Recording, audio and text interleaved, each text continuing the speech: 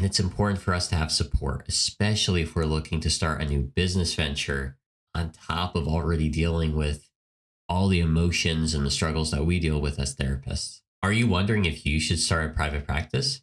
My name is Ross Capocci, also known as Mr. Ross. I'm a licensed professional counselor in the state of Pennsylvania and a certified brain spine therapist.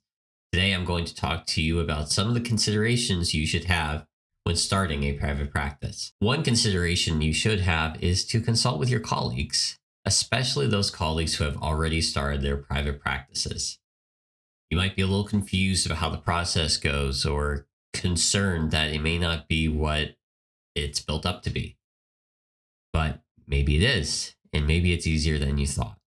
And so gaining that confidence and that support from fellow colleagues in your field could be what you need in order to get that motivation to start your private practice. Next, you may want to join a group consultation. Whether or not you're in a private practice, group consultation is very important in our field. Just think about it. We are, in essence, on an island a lot of the time.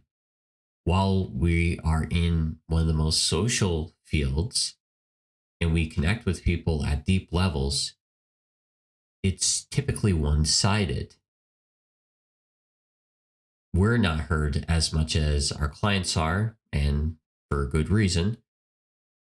And it's important for us to have support, especially if we're looking to start a new business venture on top of already dealing with all the emotions and the struggles that we deal with as therapists. Another consideration is whether or not you should continue your job as is. If you have a full-time job, do you start a private practice on the side? Maybe a few hours in the evenings, maybe a Saturday.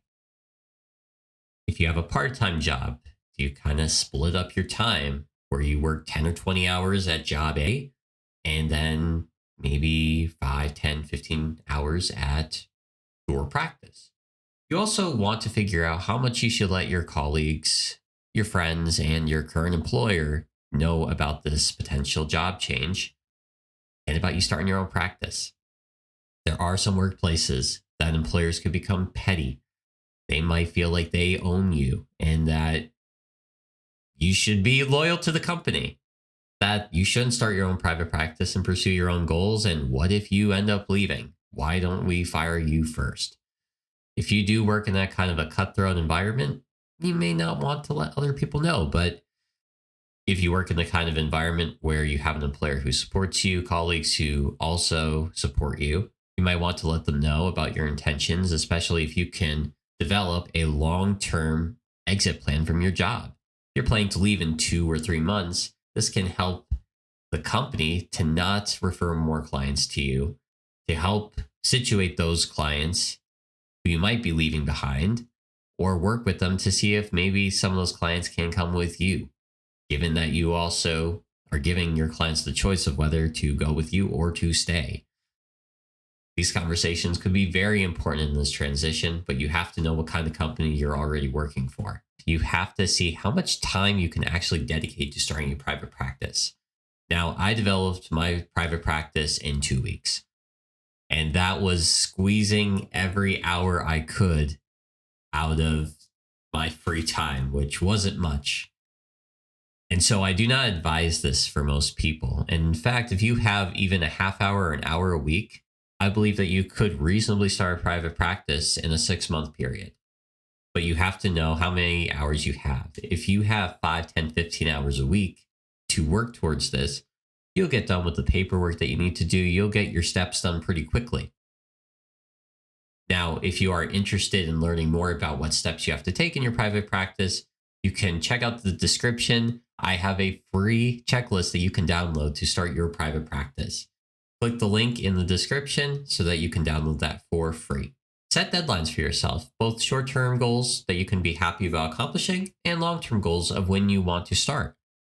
So you might want to credential with insurance B by the end of the week and then insurance C by 2 weeks from now. But your long-term goal may be, I want to be set up with all the insurances and ready to take those insurances in 3 months. You want to decide on how many clients you want on your caseload. Are you looking for a little part-time gig where you have 5 clients?